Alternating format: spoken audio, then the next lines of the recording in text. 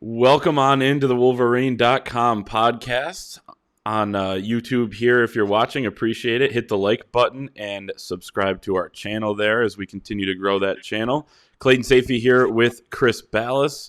This is our pre-Northwestern edition. We'll talk about the Wolverines coming off their bye, heading into playing Pat Fitzgerald and the Wildcats before they take on Michigan State next week.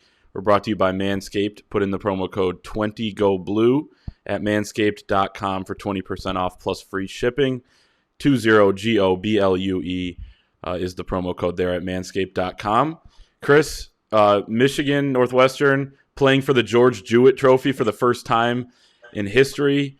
He was the first black player to play at Michigan and Northwestern and in the Big Ten in general in the 1890s, which is just a crazy, crazy fact to look back on. And the fact that we don't hear about him, as much is kind of disappointing. But it's great they're bringing this trophy out. We got to see the replica on Monday that Michigan has in their locker room right now. And let's just start there, I guess, with just how kind of a good idea this was for both programs. Yeah, and you know what? A lot of people didn't really think much of it until Mike Hart, I think, got to the podium the other day, and we listened to him talk about it and what it meant to him. And he had a similar background, or came from the same place anyway, as George Jewett, at least his family did. He said he grew up in Syracuse, and he was talking about Ernie Banks and Floyd Little and guys like that. But this is really a truly special story. So you wonder what else they'll be doing for it. I would imagine it'll get plenty of play in the locker room, but a cool thing, man. Anytime you have a trophy game, unless it's like a brass spittoon or something like that, then then it's pretty cool, or some other trash receptacle. So I'm joking. Just relax, people. So, but it's a really good story, and I like it a lot. Loved hearing Mike Hart talk about it. You can see it on our website if you want to in the staff predictions article. Really gave me goosebumps, Clayton, listening to Mike Hart talk about it. Yeah, no, same here. I thought it was kind of that like, okay, last question. And Angelique Shangelis, our great colleague from the Detroit News, asked the question. And yeah. I mean, there you go. I'll say great. Obviously, Chris is joking. She's a good friend of his. So, and then he went on for about 3 minutes in one of the best responses. Yeah, like you said, go check that out if you haven't. But I thought that was great. And Jim Harbaugh talked about it for a while too. I think one of Jewett's relatives was like his principal or something. He's always got some connection to all these different people. So he has some sort of connection to the Jewett family as well. And so it's a cool story. Glad they're doing it. It's not a rivalry game like you mentioned with Michigan State and Indiana have their stupid little trophy or whatever. But it adds something to this game, and I think it's good. Two great institutions when it comes to athletics or and academics especially. Let's talk about Michigan coming off this bye. You had a ton of intel for the readers at the Wolverine.com in Inside the Four, exactly what went on, how they were kind of approaching last week, how some of the veterans were getting a little bit of rest, but some of them, including quarterback Cade McNamara, can't keep his hands off, man. He's such a good leader, such a hard worker. How do you think Michigan handled the bye week, and what are your thoughts on, I guess, their approach going forward? Lots of rest for the guys that are banged up. Zach Zinter, Trevor Keegan. We'll see how much they play on Saturday. Who knows? If they can rest them and get them some more rest and get them healthy, great. Pat Fitzgerald's team's going to improve. Usually does throughout the year, and he's done a good job with that program, regardless of what a handful of Michigan fans think or a segment of Michigan fans think that are mad because he jumped around on the sidelines a few years back. And great coach and a class guy. So I think they're overmatched in this game. I don't think there's any question about it. And I think you're going to see as many guys play as possible. I think you see more of Donovan Edwards. I think you see more of J.J. McCarthy, who got a ton of reps last week from what we understand. And maybe they need him going forward, Clay. That's one of those deals where if something were to happen with McNamara, or if he wasn't getting the job done, so far he has been. He's 6-0. He's not been perfect, but he's gotten the job done. And you need a guy like McCarthy to step in, then you've got that option because he just works just as hard as McNamara. So heard great things about Louis Hansen, the tight end, the true freshman. We've heard great things about some of the other young guys, Andrell Anthony.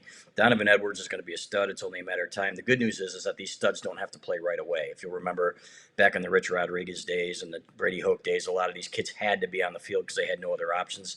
Now these guys are waiting their turn, not patiently in some situations and in some instances, but you know what? They understand that guys like Desmond Howard, and John Jansen and Steve Hutchinson, some of the best ones who ever played here, redshirted and had to wait their turn. So just the way Doug it is. Skeen. Doug Skeen, absolutely. He had to wait until his redshirt junior year before he got into the starting lineup. So he went on to play in the pros. So it's just the way it is, guys. Got to wait your turn.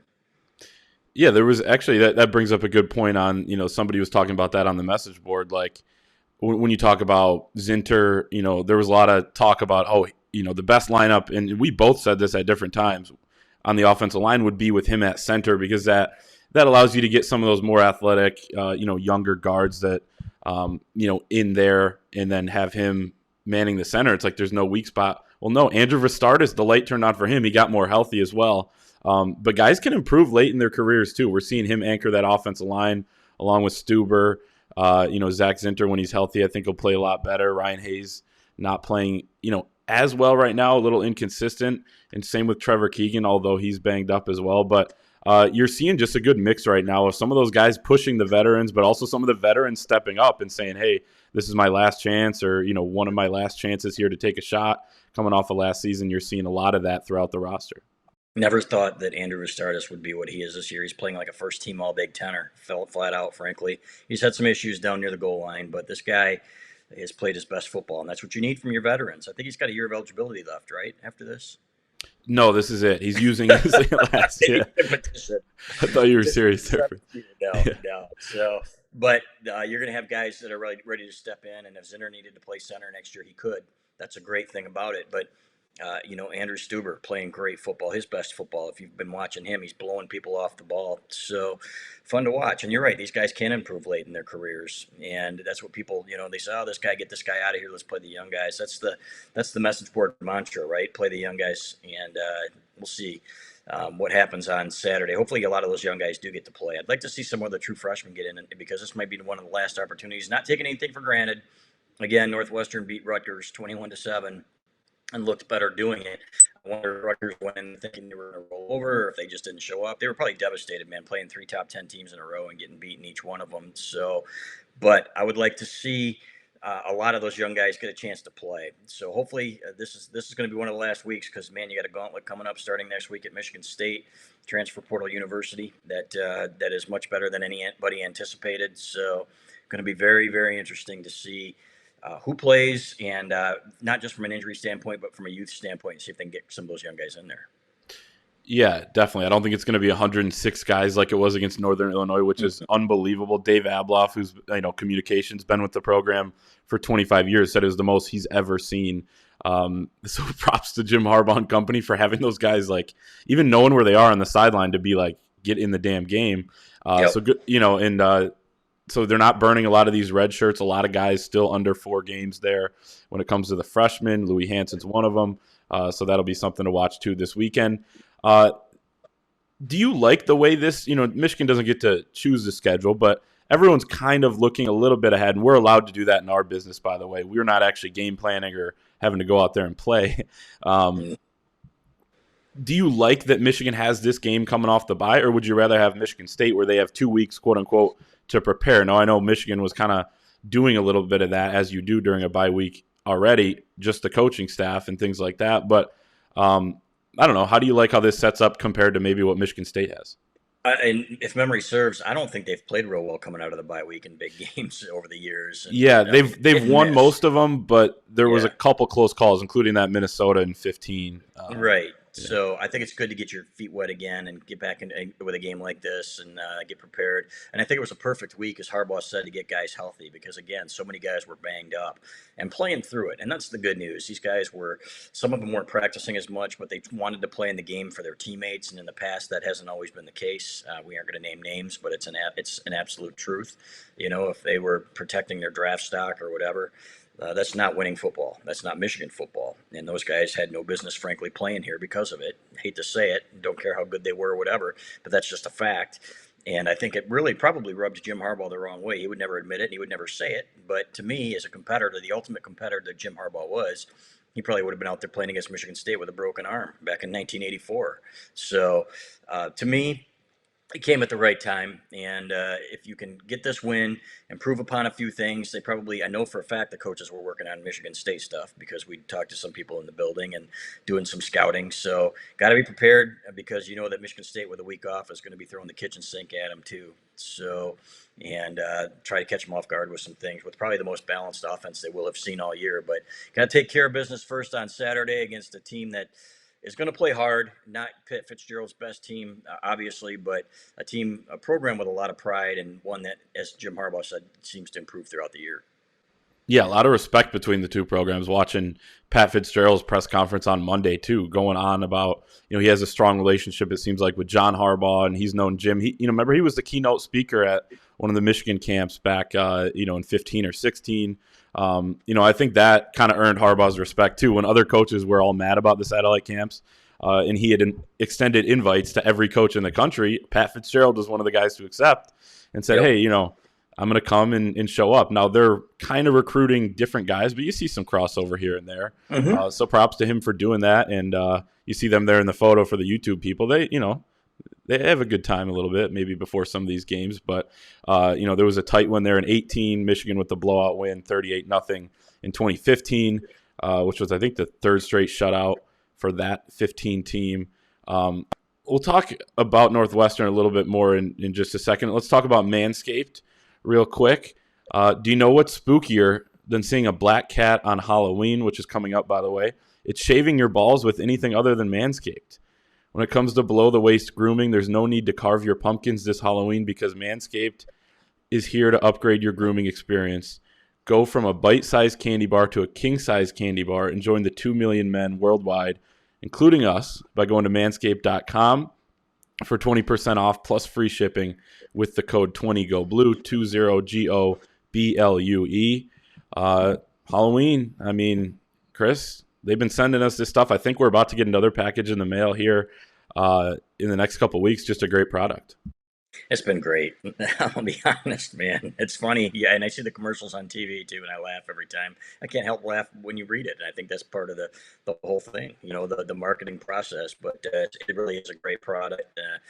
I use mine, I hate to say religiously, but I use it a lot. Let's put it that way. So it's really good stuff.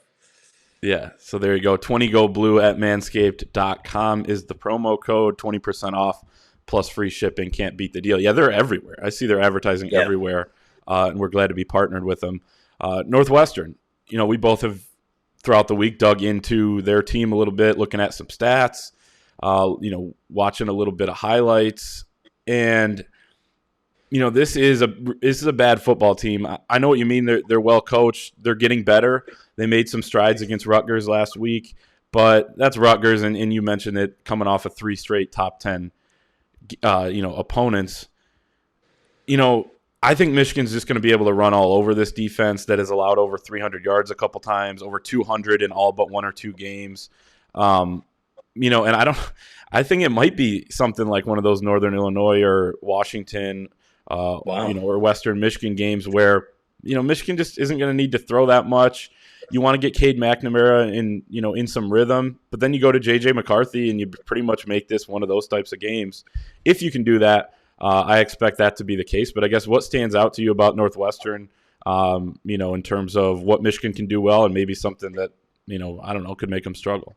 2 things: their lack of team speed on both sides of the ball. They just don't have a whole lot of playmakers this year, and they usually have a few, right, in the backfield or a wide receiver or something like that. Last year they had a solid quarterback. This year I don't see much of that. Helinski is not a guy that you really fear, right? And if you look at what they did last week, and they mixed some things up, and I give them credit for trying some new things, and it worked. They stopped the run much better, I believe. Did a nice job defensively.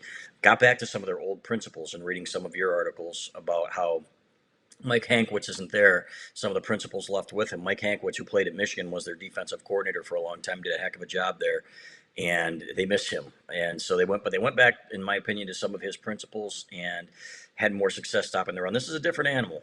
This Michigan's not Rutgers, and I understand that Rutgers played Michigan well in the second half, but Michigan's been running the ball on just about everybody. So I would expect that to continue. I'd love to see a little bit of play action at least.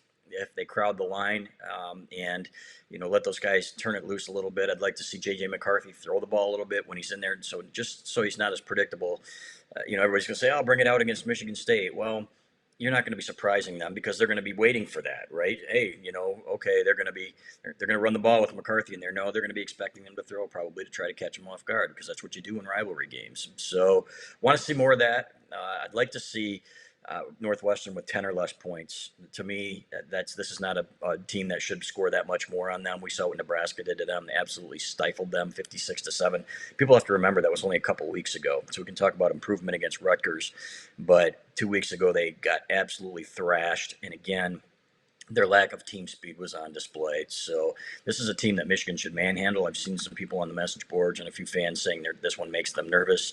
Doesn't make me nervous. This one, to me, should be a pretty easy Michigan win.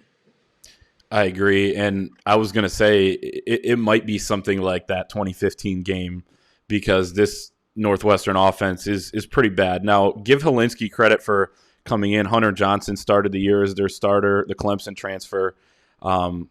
And he was just terrible. I mean, 4 picks in 3 games, but it was more than that. I mean, he couldn't find anybody. You saw him in that Michigan State game, especially on that opening Friday night. And then, Helinski comes in, hasn't thrown an interception. He's playing more mistake-free football, but he just doesn't give you much. I mean, they don't even go deep with him. He's got 3 completions over 20 yards in the air. So, this is going to be pretty easy, I think, for Michigan to contain. You said 10 points. I have it predicted at 7. I agree with you. 10 would be fine. You never know. They could get one big play and get into field goal range or right. Connect on something. But, I feel pretty good about, Michigan's chances.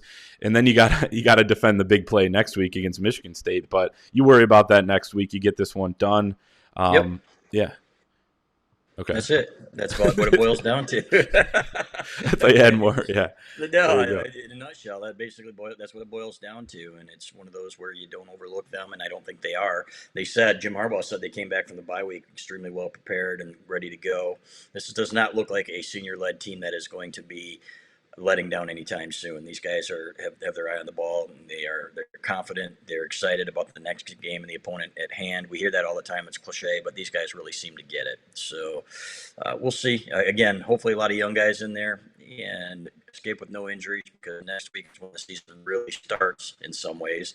The stretch run, you got to it's like the coaches said, you've got to beat Northwestern or next week doesn't matter, and we expect them to do that. But next week, heading into November, that's when you play for championships, and it's past time that this Michigan football team was a championship team. Couldn't say it better. Yeah, you talk about, they're saying all the right things and all that, and we've seen that before where they say all the right things about, we're focused on this team, and then maybe you see a little bit of a letdown. They even admitted that a little bit about the second half against Rutgers because they were going to go play Wisconsin the next week. I wrote this in our staff picks in my little synopsis, like, right now, I'm just going to trust what they say because, everyone, and we wrote not wrote it off, but, we're like, okay, we'll see, a lot of the talk in the spring and a lot of the talk in fall camp and a lot of the talk right after the Western Michigan game. And then it's all come true to this point. So right now I'm just going to say, okay, I think this team's focused enough until they prove to me that they're not. But you always have a little bit of worry there, I guess. What's your score prediction? I got 45-7. 34-10, I think, okay. Something like that. Yeah.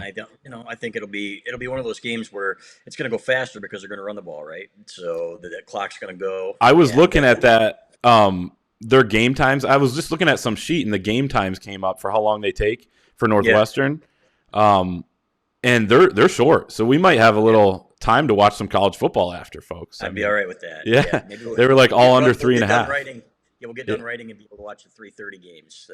Right, like the fourth quarter or something, yeah. Right, exactly. But, some good night games, hopefully. Decent night games. Next week's the big week, obviously. So, but every college football weekend is a great weekend. So let's be honest. When you get a chance to sit down and when you're done writing and you grab a beer and you sit down and get to watch some football, that's a lot of fun. So much better. Beer tastes much better after a win, right? So... and when you're managing a message board with happy people. So here's hoping for a blowout, no injuries, and that we get on to next week with a lot of happy people. There you have it. Head over to manscaped.com. 20GoBlue is the promo code there for 20% off plus free shipping. You can follow all of our coverage at thewolverine.com as always, and we'll see everybody over there.